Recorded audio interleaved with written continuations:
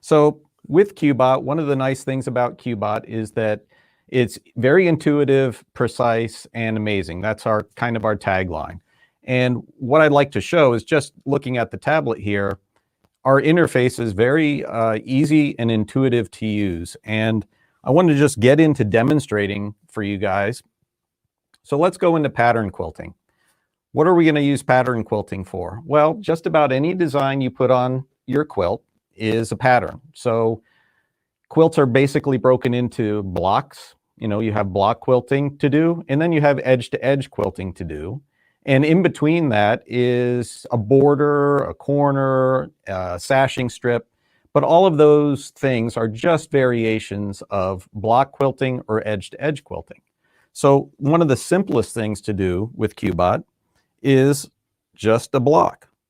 So what we do is I'm going to select the points of the block outline. I'm going to pretend what I've got here on the fabric is just a square I put down on a plain piece of fabric using a Sharpie, but it represents a block.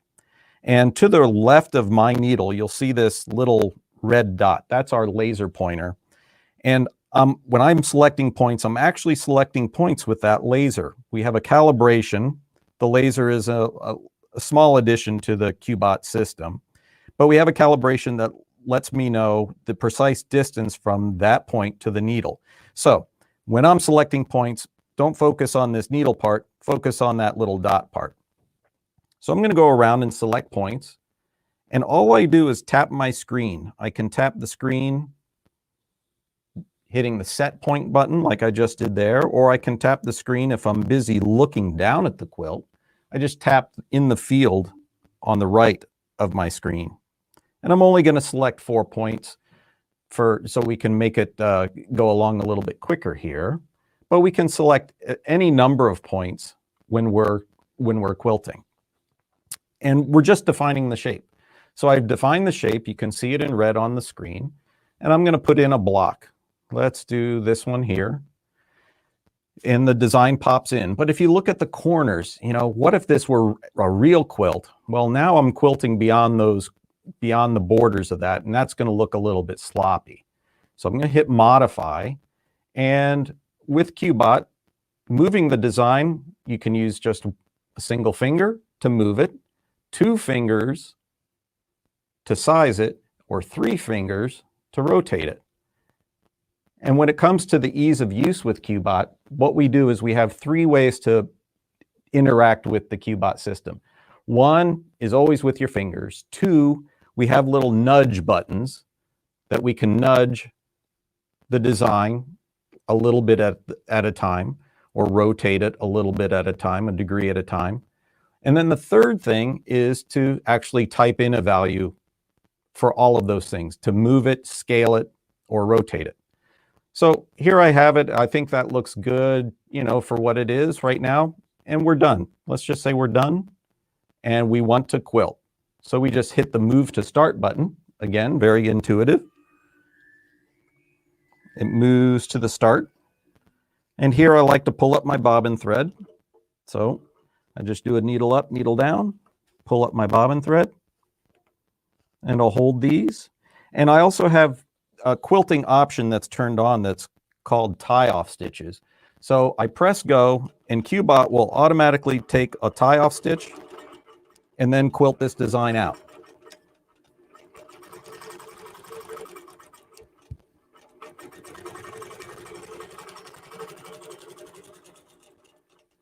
One of the things that's nice with QBOT is that as it's quilting here, just about everything we do with QBOT is the same thing. We just select points, place our design, modify it a little bit if we need to, and then press move to start, and then press go. That is QBOT in a nutshell.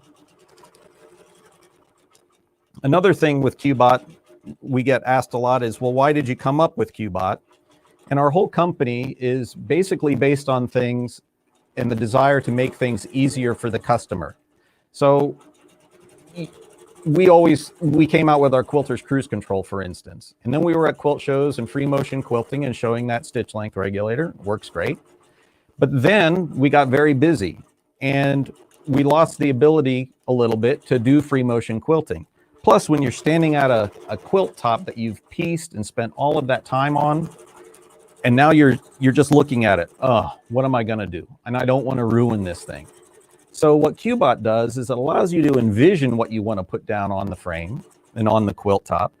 And then QBOT does the rest, and you get professional looking results right away. So it doesn't matter that it was me doing this or somebody who had just set up their QBOT. All you had to do was select 4 points, pick a design, and press go. So that's a kind of a neat feature in one of the mainstays of the QBOT system. We're done with this block. But sometimes, you know, we have quilts that when they're pieced, the blocks are just a little bit off. You know, they're not exactly squares. And one thing with robotic quilting or automated quilting is when you're quilting with these things, they are going to make everything perfect. And there's nothing that makes you feel a little worse when you're quilting is that your piecing is a little bit off, but the quilting is perfect. To the viewer, they just know something's not right when they see that perfect design in there in something that's just a little bit off. So we have a feature called 4-point quick scale that takes care of that. And I've got a block on the quilt here that is just a little bit wonky. Well, it's more than just a little bit wonky. It's kind of skewed and almost a trapezoid. So what we do in that case is we use 4-point quick scale, and then we follow the instructions. And we're going to choose the upper right point. Now the upper right point is right here, and I'm pointing again, I'm looking at my laser light. Now if this were a real quilt, and let's pretend that everything we're doing today is a real quilt, we're going to come in just a bit, maybe 1/8 of an inch to 3/16 of an inch, because you don't want that design to go right into the seam, into the seam lines. So we're going to press and set that point. Now it says to choose the lower right, which we do. Now it says choose the upper left. And now the lower left. And again, I'm just staying in that area a little bit. Now you can see on the screen that, whoa, that is kind of a crazy block. But never fear, let's just put in that design. And QBOT automatically skews that design, rotates that design, stretches it, and makes it fit perfectly in that space. So now we'll move to the start point again. I like to pull up my bobbin thread. Keeps the back of the quilt nice and clean so we don't have to find those little enders when we're done with the quilt. And we'll quilt this block out again.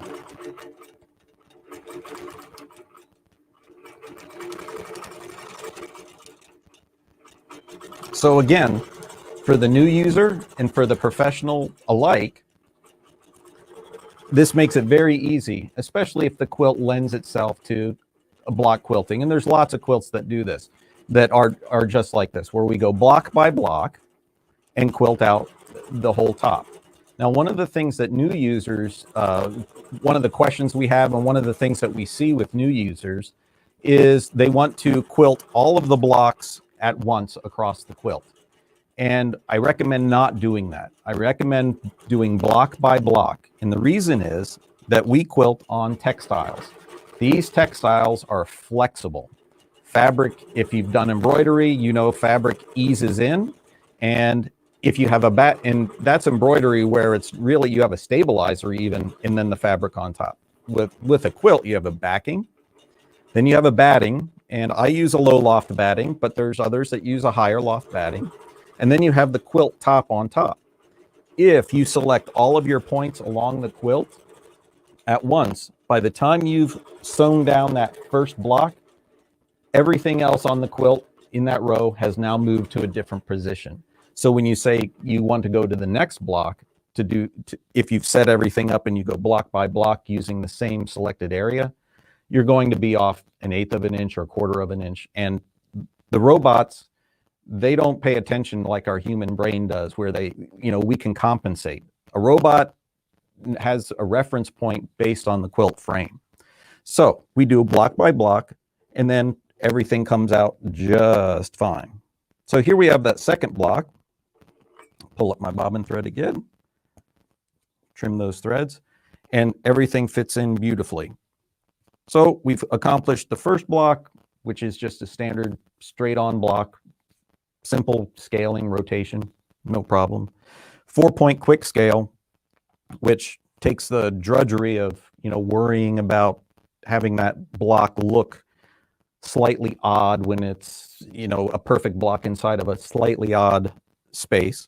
Okay, the next thing we have to do is we look at an edge to edge. So here on my quilt top, I've got a spot here, and this represents an edge to edge quilt. So imagine yourself that this is a little mini quilt or a large size quilt, but we're just doing a small section here.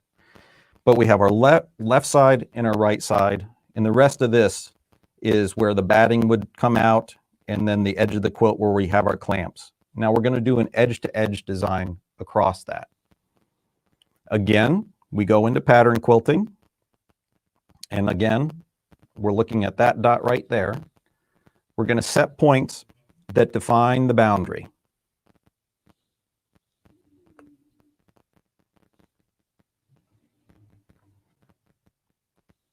Just like that, that's simple. We press done. We have a question here, select inner boundary shape, and that came up before, and this is and I immediately said no.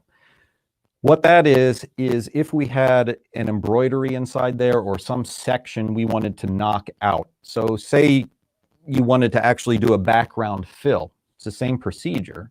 You wanted to do a background fill around something.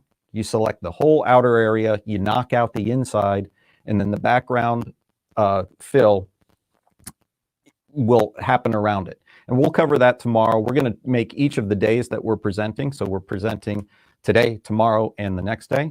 We're going to have a little bit of different syllabus each day so that we build on what we're doing today. So we have that, but we'll get to that tomorrow. But for today, we're going to say no. So now let's put in let's build out actually a nice edge to edge design. So I'm going to choose this. This is a kind of a neat design. It's not an edge to edge design, is it? That's like, well, that's like a block. So what we're going to do is we're going to modify that. I'm using my 2 fingers to pinch it down to, let's say, around, I'm looking at it, it says 47%. Let's actually hit the button there and say we're going to make it exactly 2.4 inches. 0.4 inches. There we go. And, well, we don't have enough of those now to go across the whole quilt. So what we do is we hit the chain button. We chain a few together. And that almost goes to the edge. So we're going to just use our fingers again, and we'll stretch it just like that. Nudge it over. Let me scale it just a little bit with my fingers. Now I'm nudging it. That looks kind of good, doesn't it? Great. So let's quilt that out. So we're say done and move to start. We didn't have to do any math. We didn't have to think about it too much. We just selected the points of what the quilt actually is. Trigonometry was not involved. Calculus, differential equations, nothing. We just press go.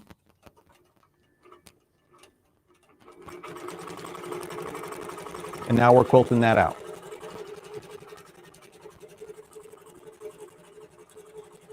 As this is quilting, we can talk about the speed of quilting.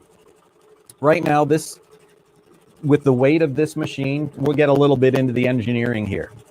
The weight of the machine, this is a mid-range machine as far as weight goes. We support machines that go from maybe 82 pounds down all the way down to the mid-arm machines, which is the Juki TL series, the Janome 1600, Viking Mega Quilter, Grand Quilter, all of those machines. So that's basically our span. It's the span of basically all machines that have been made. For this machine, we have it right doing really well. And with this design, as it's going around those curves, if we can see it whip around here, look at the needle cam. Goes around nice, and then it changes direction really pretty fast. So we're right at that edge. If this were a heavier machine, we'd probably slow it down just a tad because we don't want to get any kind of jagged motion.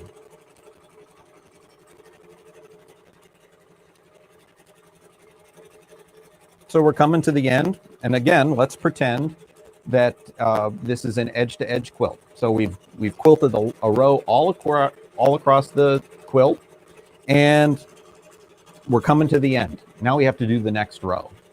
One of the things that makes QBOT awesome is that doing that next row is super easy. Super easy. So it's done.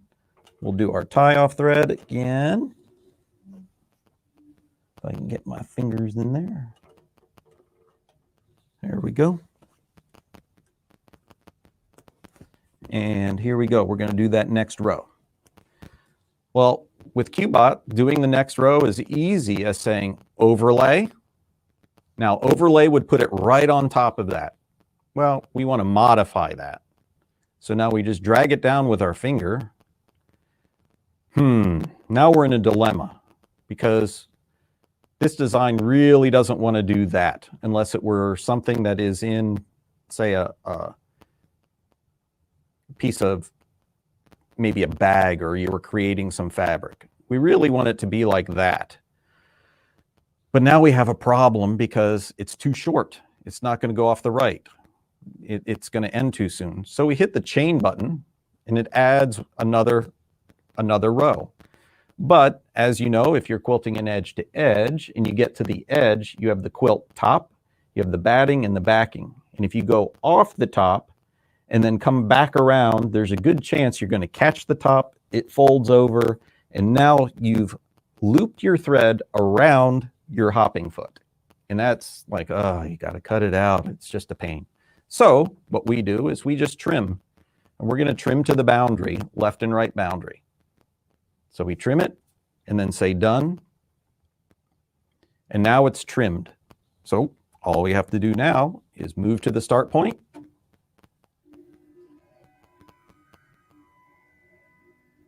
Pull up our bobbin thread again. I keep repeating that just so that we get into a good habit. Press go. And now it's quilting that second row.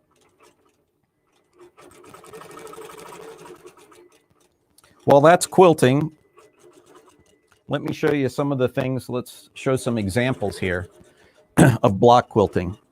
You know, these are things that you can dream in your mind, but then when you try to free motion this, you say, nope, that's not going to work. And then you get sad. But with QBOT, you can do this. It's just a block. You select some points and press go. Other designs, and these are designs that come with QBOT. Another block, similar with the feathers and all of the nice close lines. When you have things like that, it's almost borderline embroidery, but it's not. It's quilting.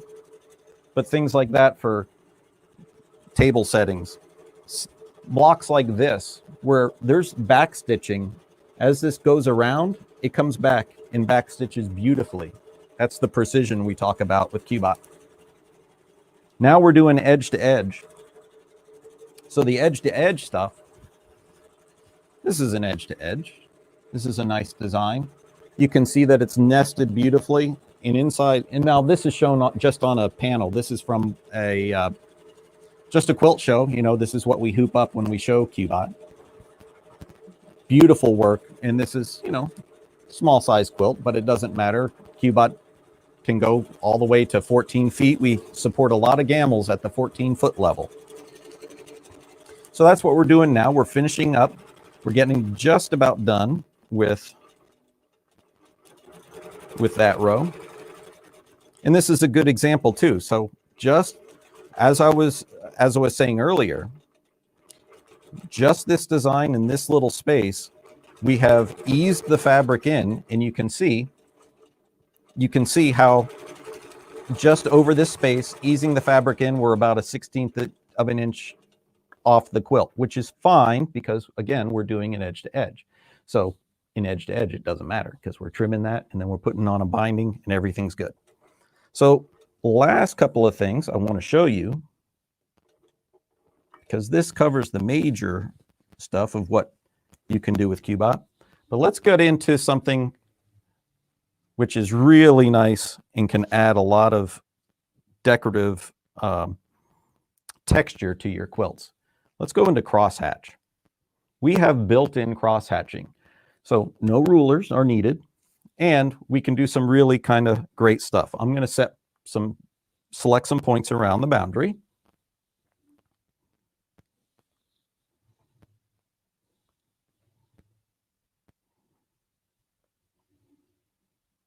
And we're going to fill this with crosshatch.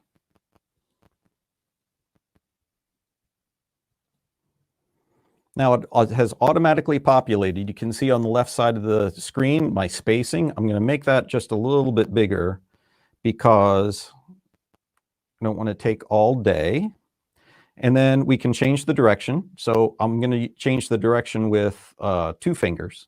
You just rotate that around. Say we'll do it at, and then we'll dial it in at 45 degrees. And then let's do the intersections at 90 degrees, but we can do, let's see, let's do 120 and then change this to 60. So there we have cross-hatching there. We're going to stitch the outer boundary and we'll press done. We have other selections there, which you would use for certain applications. If you're doing, and I'll show those applications in a second. Pull up our bobbin thread, press go.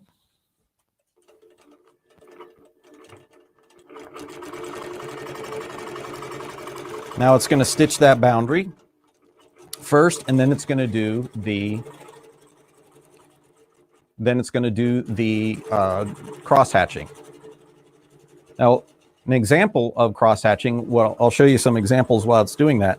If you get really tiny on your cross hatching, now it looks like darning, and you can add some really creative elements to your quilting. Here's just a shape with some cross hatching in, just to show that it doesn't have to be a square. It can be any shape. Like here's another design where we did some cross hatch fills in these flower petals.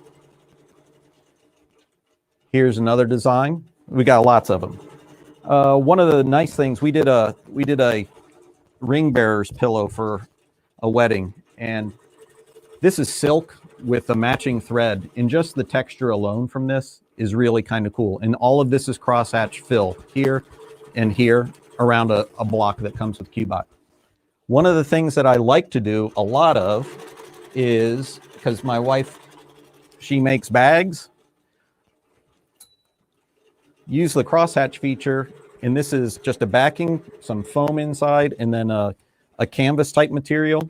And then you crosshatch that, and the texture is amazing. This also has decorative stitching that QBOT does. It's under the applique feature, which we'll show tomorrow. Decorative stitching where we can stitch and have a blanket stitch with angles. Everything looks really nice. And here's a leather example with the crosshatch in the diamond pattern. And nothing adds texture like, crosshatching. So back to what we've done on the frame here. Everything came out great, and it was just that easy.